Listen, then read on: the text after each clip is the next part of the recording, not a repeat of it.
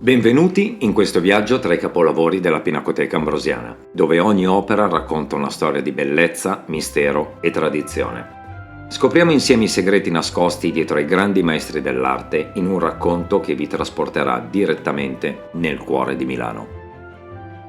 Oggi incontriamo una donna il cui volto elegante nasconde una personalità forte e una vita profondamente legata al Risorgimento italiano.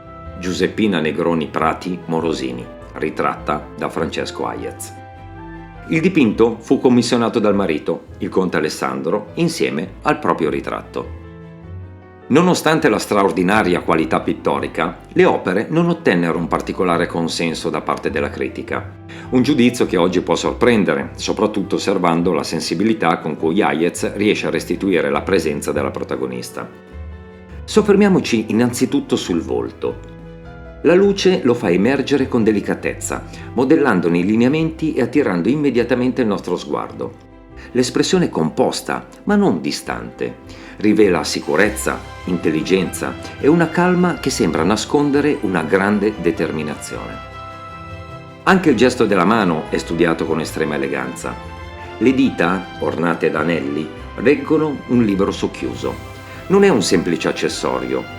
Contribuisce a raccontare Giuseppina come una donna colta, partecipe della vita intellettuale e politica della Milano ottocentesca.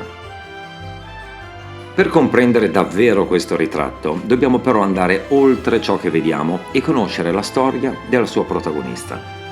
Giuseppina aveva ereditato dalla madre una profonda passione patriottica, condivisa con il giovane fratello Emilio.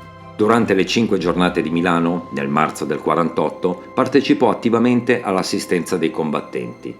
Mentre la città insorgeva contro il dominio austriaco, Giuseppina non rimase dunque una semplice osservatrice. Il suo impegno si tradusse in un aiuto concreto a coloro che combattevano per la libertà di Milano. Dall'anno successivo, il 1849, la sua casa divenne un importante salotto anti-asburgico. In quelle stanze si incontravano personalità della cultura, della musica, della medicina e della politica, unite dal confronto sul futuro della città e dell'Italia. Tra i suoi frequentatori troviamo Giuseppe Verdi, Andrea Verga, fondatore della scuola di psichiatria milanese. Vi partecipava anche lo stesso Francesco Hayez, protagonista della pittura romantica italiana e autore del ritratto che stiamo osservando. Il rapporto tra Giuseppina e Hayez andò oltre la commissione di un dipinto.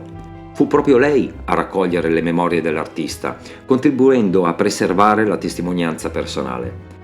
Quei ricordi sarebbero stati pubblicati nel 1890, alcuni anni dopo la morte del pittore. Giuseppina partecipò anche alla fondazione del giornale politico La Perseveranza, nato a Milano nel 1860.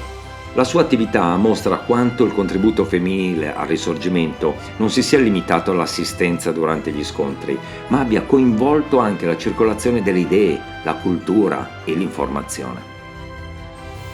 Ma torniamo ora al ritratto. Il libro, lo sguardo, la compostezza della posa assumono un significato nuovo. Non vediamo soltanto una nobildonna milanese elegantemente raffigurata. Vediamo una protagonista della vita civile, una donna che aprì la propria casa al dibattito politico, sostenne i combattenti e contribuì a custodire la memoria di uno dei maggiori artisti del suo tempo. Francesco Hayez ci consegna così non soltanto l'aspetto di Giuseppina, ma la silenziosa forza del suo carattere. Grazie per averci accompagnato in questa nuova scoperta artistica. Se questo episodio vi ha incuriosito, non perdetevi gli altri, dove esploreremo ancora più capolavori della Pinacoteca Ambrosiana. E ricordate, queste opere non vivono solo nei racconti. Vi invito a visitare la Pinacoteca e ad ammirarle dal vivo per un'esperienza indimenticabile.